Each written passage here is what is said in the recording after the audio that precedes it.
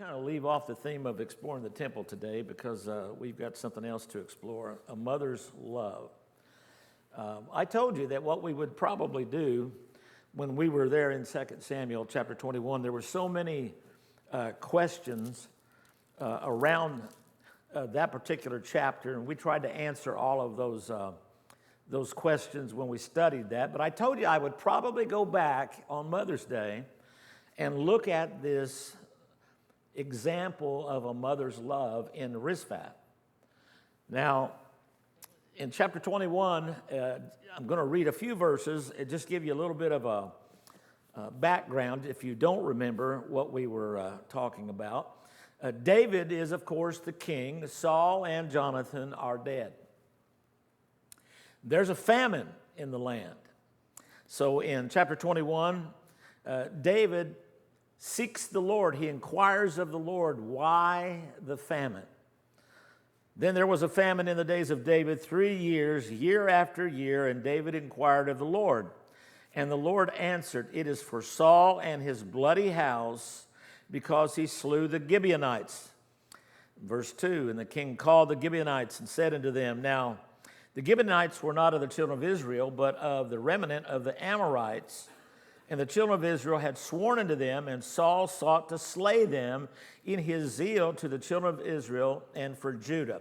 What Saul did is he took advantage of the oath that both Joshua and Israel had entered into a covenant with the Gibeonites. Now, if you remember, they were deceitful. The Gibeonites, they feigned themselves to have journeyed from a very, very far distance, when in fact they were just the next tribe, the next nation that was up for grabs. Joshua was going through these nations as God would give him victory. He would take down nation after nation because God had promised the land of Canaan to Israel. So here's what they did. They said, let's act like we came from many days off. We're gonna dress up all ragged and tagged, and it's going to look like we're well worn. Our horses are going to look like they've been traveling for a long time. Our luggage will be worn. Our wine pouches will be worn. It will give the appearance that we've traveled from a long way off. When we do this, let's make a covenant with Israel, because who can stand against their God? And so after 2-3 days, it was brought to Joshua's attention that these are your neighbors. These are not from far away. And even though they deceitfully entered into this covenant, because they swore by God, they had to honor that covenant. And so what Joshua did is he made them to be carriers of water and hewers of wood, cut the wood down. When we look at the temple, we recognize that there are going to be those that are in service to the temple. I think we mentioned that a couple weeks ago. There were somewhat like 300,000 that would find some work to do in and on the temple. In the tabernacle, it was a little different story. The tabernacle, you remember, it moved as Israel moved, whereas it found its residence in Gibeon. So what we've got is we've got deceit, deception, but loyalty to the covenant that God made with these Gibeonites. So what happened is in Saul's reign, he began to take advantage of them. He began to slay them. Now, we come up with a couple of conclusions, and I got to tell you, I read after several writers again just to develop the message, and I found that a lot of them, I think, missed this. I don't know that the sons of Saul were totally innocent. It reads like there were those that were put on trial, and it wasn't much of a trial. They were taken out and executed. Let's go ahead and read a few more verses. Wherefore David said to the Gibeonites, what shall I do for you? Remember, he gives them a way out. He actually gives them a way out of this covenant. If they want to go on about their business, if they want to leave, they don't have to be a servant to Israel, they could leave. But they don't, because something happened while they worked in the tabernacle. Something happened they began to worship the God of Israel. And so, when he said, "What shall I do for you? Wherewithal shall I make atonement that ye may bless the inheritance of the Lord?" The Gibeonites said unto him, "We will have no silver nor gold of Saul." We don't want money. Now, that's unusual. We don't want money. We don't want a civil lawsuit. We're not after that. "Neither for us shalt thou kill any man in Israel." They weren't really after blood. They were after justice. Now, it's called retribution, reputative. Is that the word I'm after? Under the law. It's a declaration that so many have taken out of context. I'm gonna read it for you while my brother pulls it up. Leviticus chapter 24. In fact, you probably can quote it. It's called the law of retribution. Verse 17. "He that killeth any man shall surely be put to death. He that killeth a beast shall make it good, beast for beast. And if a man cause a blemish in his neighbor, as he hath done, so shall it be done to him." This is where you probably are very familiar with the rest of this. "Breach for breach, eye for an eye, tooth for a tooth. As he hath caused a blemish in a man, so shall it be done to him again. And he that killeth the beast, it shall restore it. He that killeth a man, he shall be put to death. Ye shall have one manner of law, as well for the stranger as for one of your own country, for I am the Lord your God." An eye for an eye, a tooth for a tooth. We're familiar with that. How many times have we seen that played out, misused, misquoted, and yet it's called the law of retribution. And so what the Gibeonites were saying, in essence, is we just simply want justice. I'm going to show you how that's not exactly what they got.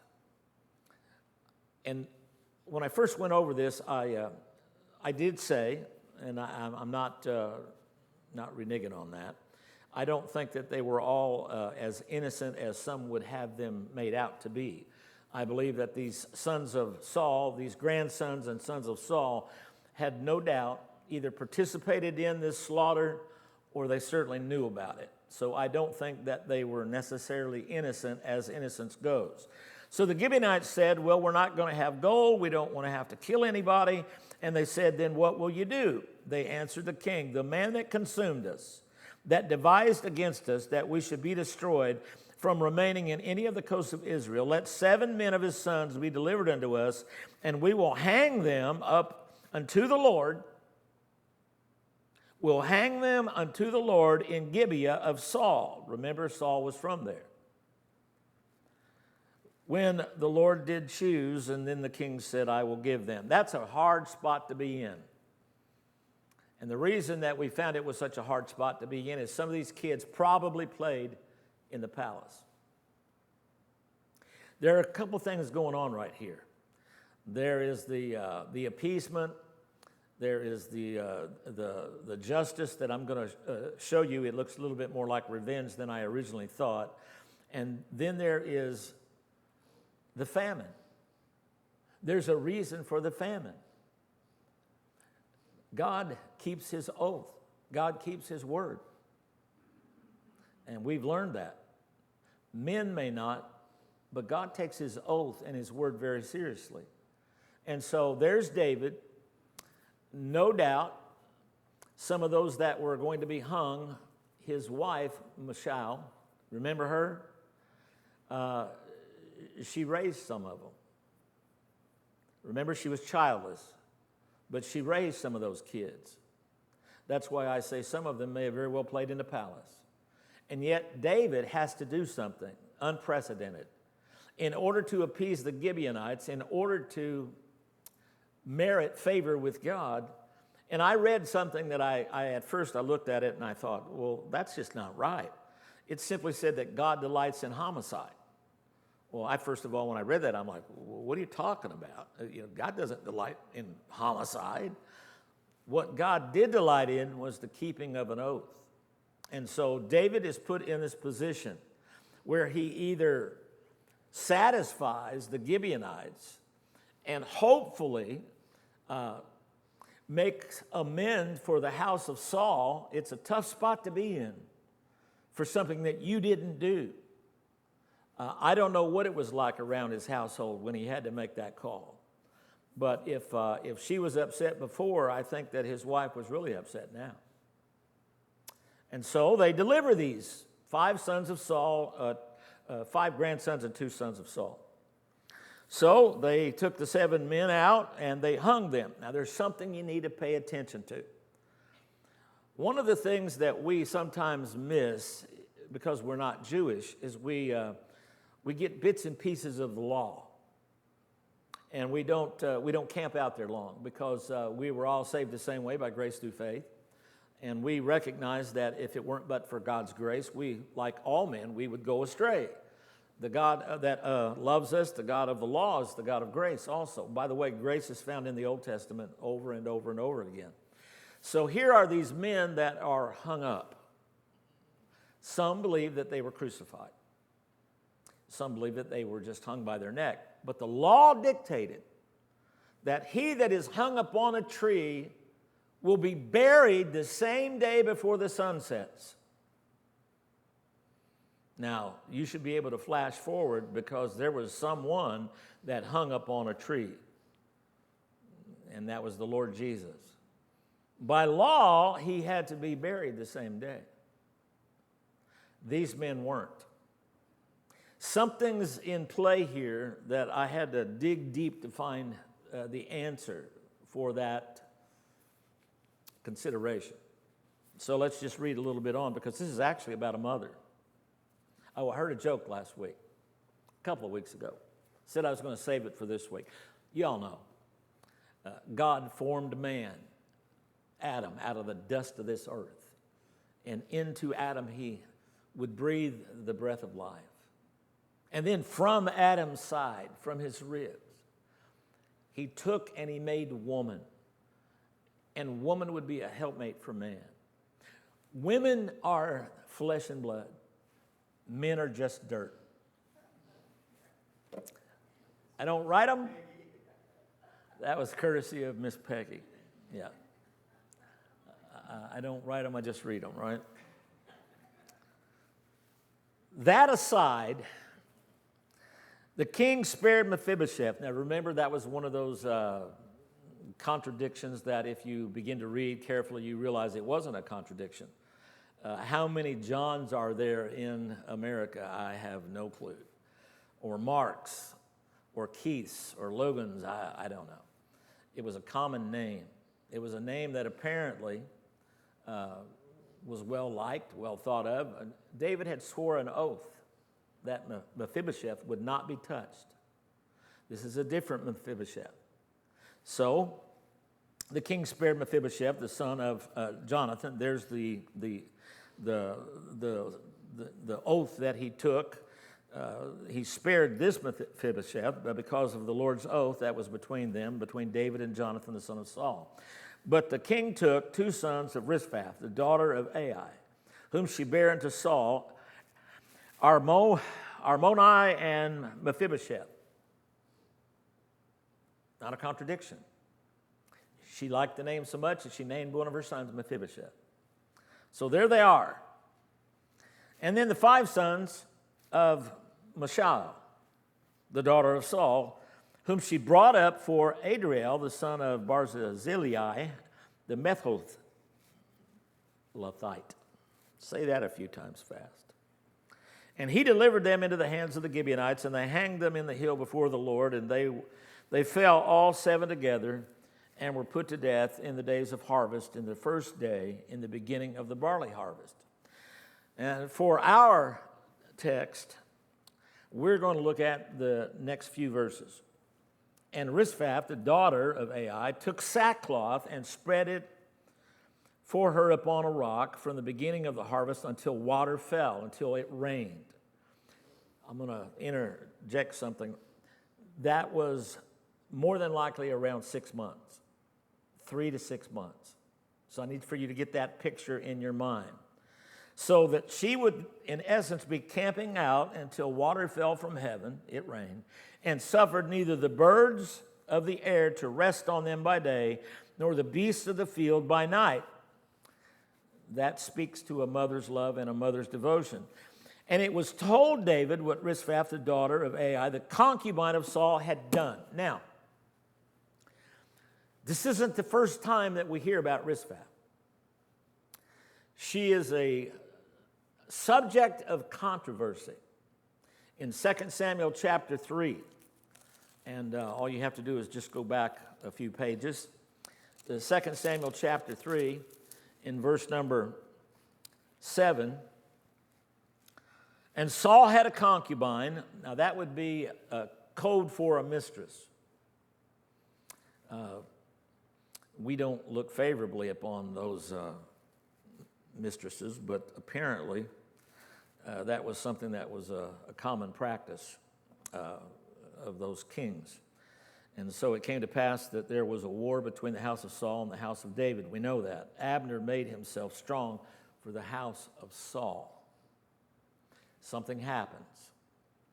There's not enough proof for me to say that it emphatically happened, but here it is. Saul had a concubine whose name was Rizpah, the daughter of Ai. And Ishbosheth said to Abner, "Wherefore hast thou gone in unto my father's concubine?" This is a cousin. Somehow there's this blood relation, and he accuses Abner of raping Rizpah. You know, as far as I can tell, this woman never opens her mouth. She never makes a statement. And yet what she is about to do is a statement for all time. And so Abner was very wroth for the words of Ishbosheth, and he said, "Am I a dog's head which against Judah do show kindness this day unto the house of Saul thy father, to his brethren and to his friends? And have I not delivered thee into the hand of David, that thou chargest me today with a fault concerning this woman? So God do to Abner, and more also, except as the Lord hath sworn to David, even so I do to him." Here's what happens. Because of the accusation, and we really don't know if it happened or not, Abner will change sides. He will become a confidant and an ally to David because it is suggested that he was falsely accused of this rape, this incestuous relationship with Saul's concubine. Well, when we look in 2 Samuel chapter 21, it gets very serious. Now, it was not uncommon for kings of that era to totally wipe out the king before them and all of their heritage. Some have said that that's what was going on here. I don't believe so. I think that David inquired of the Lord, and the Lord told him, "It's because of Saul, and you need to make this thing right." Here's what gets lost in the confusion of this moment. The law, David knew enough of the law, and you remember there were times when he didn't, when he messed up. Remember that old boy Uzzah that touched the ark, and we were talking about the transportation of the Ark of the Covenant, and God slew him because David did not give himself over to detail. Well, David would have known, should have known, that you hang nobody upon a tree that you don't bury them the same day. But that's not what happens to these boys. And let's look and see what happens. It was told David what Rizpah, the daughter of Ai, the concubine of Saul, had done. She did this without fear for her own life. In essence, this was the king's wish, that these men would appease these Gibeonites. So just by camping out, she was in essence protesting what the king had done, but yet not opening her mouth. In 1955, on a hot summer's day in August, two white men went into the house of a black family and took out a boy by the name of Emmett Till. They would take him to a barn where they would strip him of all of his clothes. They would pistol whip him, shoot him in the head, and throw him in the Tallahatchie River.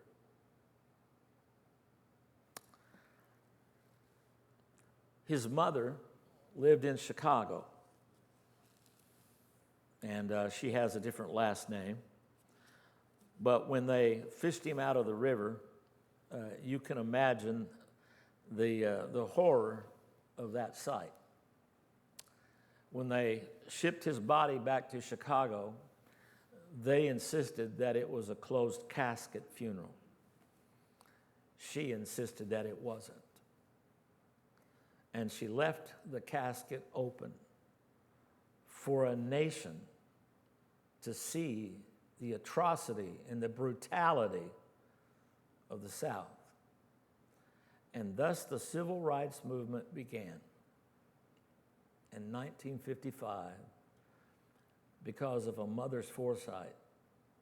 Now, in April the 1st of 1978, my father passed away.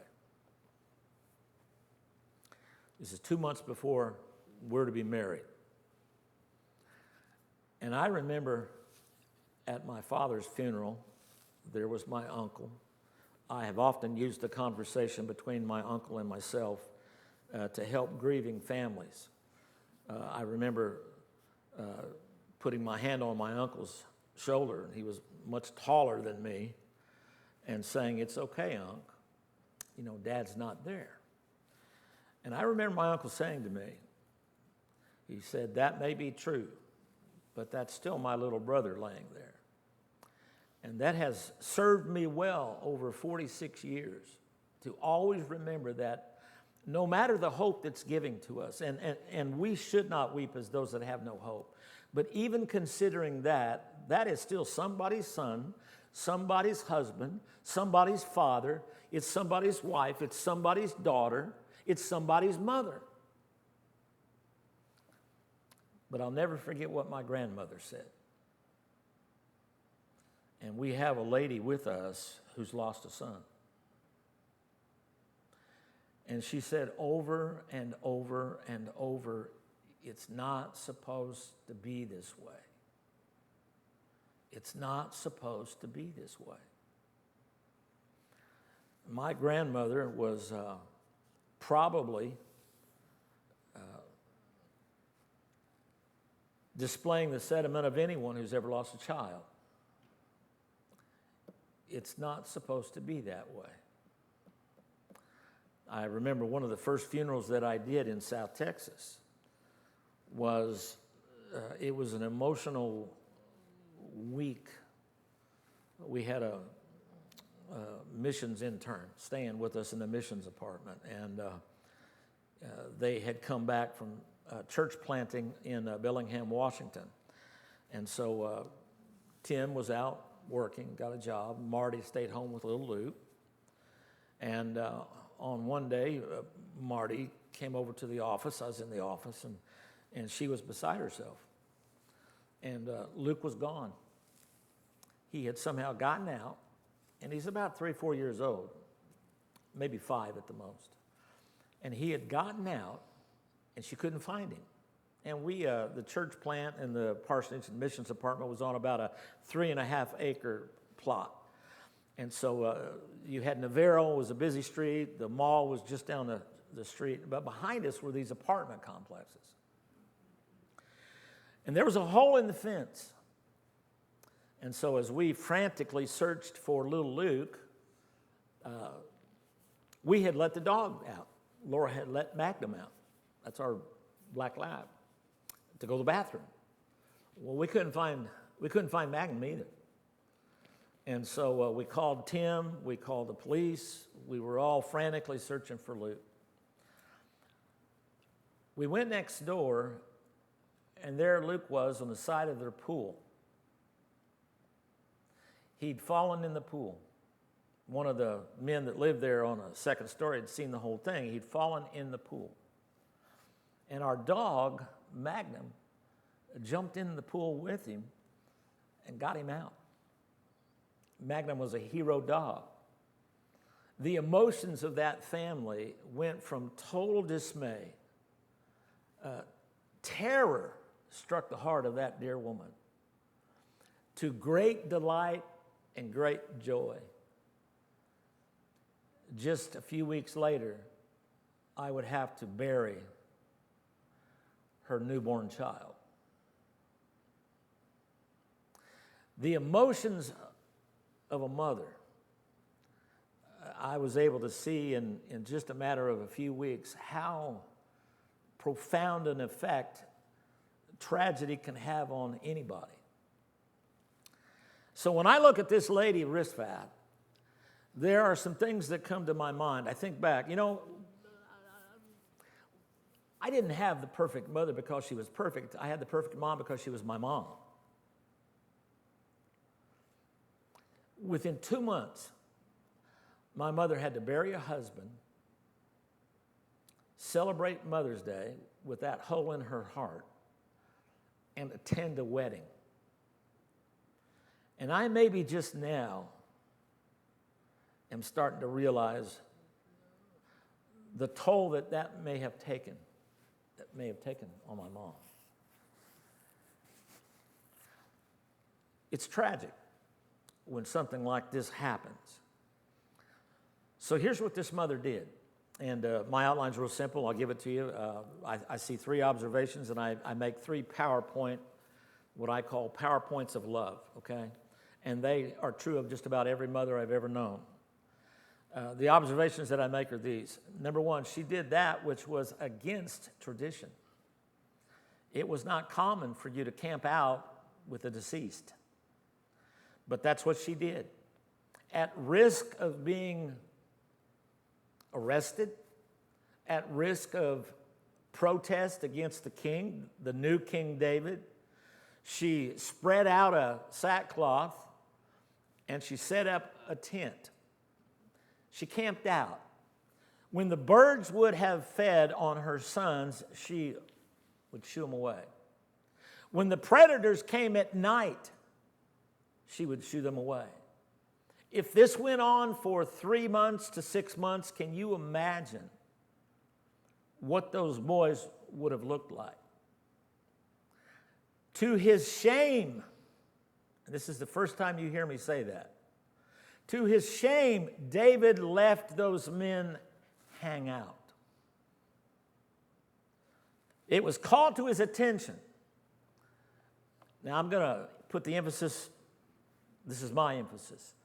Are you aware, King David, of what their mother is doing? Their mother has camped out, and she has been out there for weeks. Apparently, it struck a nerve.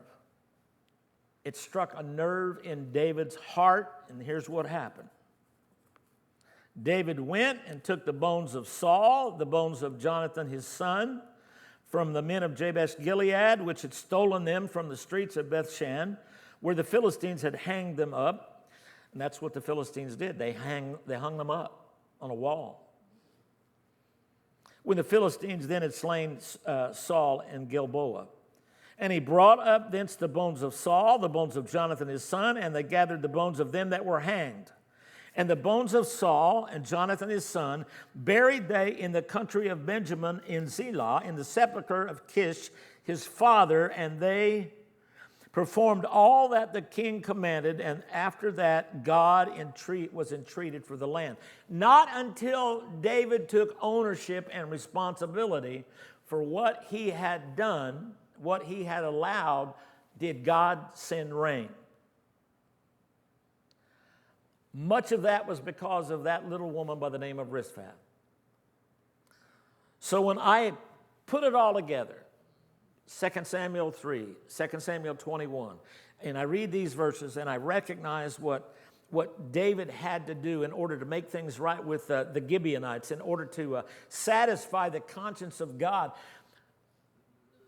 The Bible teaches that vengeance is mine, saith the Lord, I will repay. There was no reason to have left those boys hang out to dry like that. In fact, it was against the law. David coming to his senses because of a mother's love. What do I notice? I'll just give it to you very quickly. 3 observations. Number 1, she was a victim of vengeance. You can say what you will. You can look at it however you want. But they left those boys out there. That was an act of vengeance, not an act of justice. She was a victim. Now, what's amazing about this protesting woman is that, as far as we know, she said nothing. As far as we know, nobody came to her rescue. How she survived, I don't know. I believe that it's a dangerous thing for me to improvise. I try not to do that. But somebody took care of her. And this is, I can't say I know how she feels. I can't say that I know how she felt. I don't want to know how that feels. But I do know this. I believe that she felt that her protest would move God. And that's what it did. So as tragic as it may sound, and it sounds tragic to me, this mother's perseverance, even though she was a victim of a very tragic circumstance, and whether it's in a time of peace or in a time of war, there are mothers that give up quite a bit and sacrifice their sons. I'm not saying that fathers don't, but this is Mother's Day. Mothers have a tendency to be able to go above and beyond the call of what's considered normal. I know my mom did. And I believe that probably you have evidence of that in your life too. Number 2, she was a defender of those that could not speak for themselves. Now, I don't believe that they were innocent. Some writers, they like to spin it that way. I don't believe they were. I don't believe that they were completely innocent of the crime as to their father Saul and what he did to the Gibeonites. That's irrelevant, actually. David was hard-pressed to make a decision that would no doubt, in our cultural climate, it would have cost him some votes at home. And I don't know that there is a vote that matters except the vote at home. It would have cost him dearly. And he would have been all right had he let them carry out the sentence and then buried the boys. But he didn't. And God withheld the rain until he made things right with the Gibeonites and with the house of Saul. And here's this mother in peaceful protest. I don't think she held a sign. There was no rallies. None of what you see today. This is just a mother camped out, taking care of her dead boys. She defended those that could no longer defend themselves. And then thirdly, she typifies, and I'm really careful here, but she typifies a mother that would centuries later hang out at the foot of a cross, who would see her son hung up on a tree and crucified. That son took on the sins of this world. And you think about a mother's sacrifice. Is it any wonder that Jesus from the cross looked at John and said, "Behold your mother. Behold your mom." I believe that John had a great part in taking care of Jesus' mother after he passed. So she typifies what Christ did, and yet Christ arose from the dead. And these boys could not.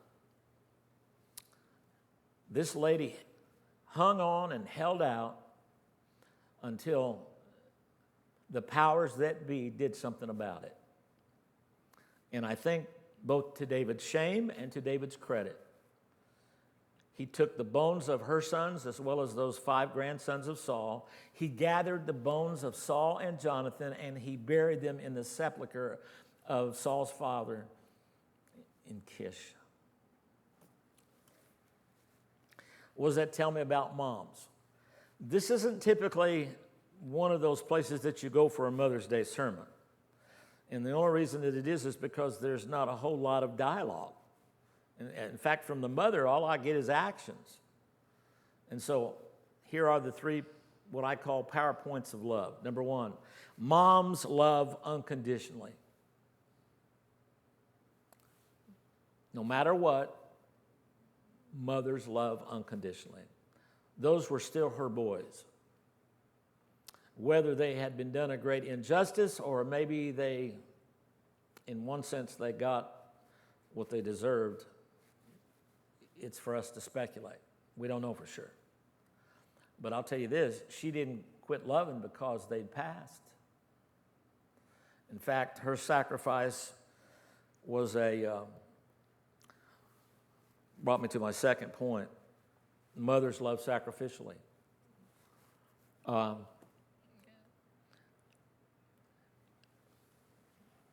do I say this? There is no substitute for a mother who sacrificially loves her family. Nothing can substitute for it. We sang a song about faith of our fathers, faith of our mothers. There's not anything that can take the place of a mother's sacrificial, unconditional love. And we're missing a lot of that now. Our culture has gone in such a decadent direction.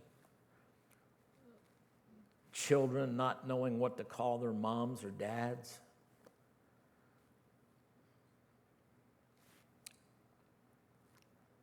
It's a great testimony to this lady that she, day by day, night by night, she sacrificially stayed out there and kept the birds away and the predators off. I don't even want to take a guess as to what those boys looked like after 6 months. And number 3, moms keep on loving even after death. I don't want to ever have to experience that. I don't want my wife to have to ever experience it, and some of you have. But I can tell you with assurance that moms, they don't quit loving. One of the things that I think I've come to realize is that my kids are always going to be my kids. I still see them. Laura got a basket of flowers yesterday, and I saw the look on her face. They came from our youngest son. You know what I saw? I saw a little boy at Christmas who wanted to know if it was okay for him to open a present. And I think that year we got him a pound puppy. Is this one mine? I always will look at my kids as my children. I'm going to love them long after I'm gone. I still love them. Long after mothers are gone, they still love. It doesn't stop. It's unconditional, it's sacrificial, and it keeps on loving long after they're gone. Was your mom a perfect mom? She was a perfect mom because she was your mom. I hear Miss Peggy talk about her mom all the time. Even after they're gone, we love them because they continue to love us. Lord, I pray that this morning we recognize the sacrifice of mothers. We see the unconditional love of this mother. Very little is known about her, but what we know is tremendous insight into the heart of a mom. How she peaceably protested the way her sons were treated after death. Lord, I pray that you might give to our mothers this calm reassurance that there's not anything that is as close to your heart like a mother's love. And so, Lord, I'm thankful for my own mother, for my grandmothers, and those aunts that you used to help raise me as a little boy. And I thank you that we can look to the faith of our mothers and our grandmothers, and it's something to hold on to and to keep close, that no matter long after they're gone, in the presence of God, in the presence of your Son, and the presence of holy angels, they still keep on loving. And I thank you for the example of this one lady by the name of Risfat. I pray then that you might give us a day of reflection on what our mothers mean to us and how special they truly are for us. In Jesus' name, amen.